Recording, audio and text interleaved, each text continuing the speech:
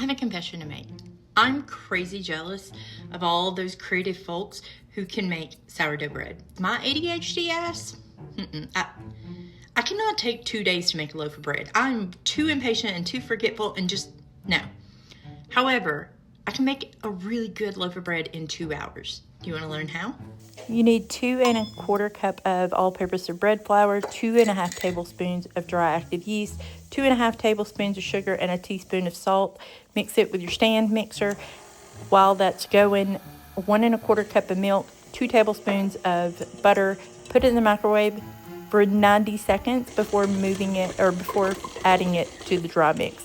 You can add up to another 1/4 cup of flour until the dough starts to pull away, and then let it knead for 7 minutes. You're going to slowly punch it down and form it back into a ball. I like to cook it in a cast iron Dutch oven, similar to sourdough. You can just cook it in a loaf pan. That absolutely works too.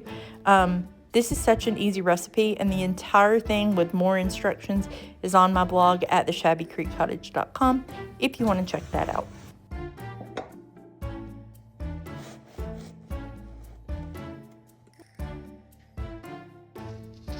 Okay, let's taste it.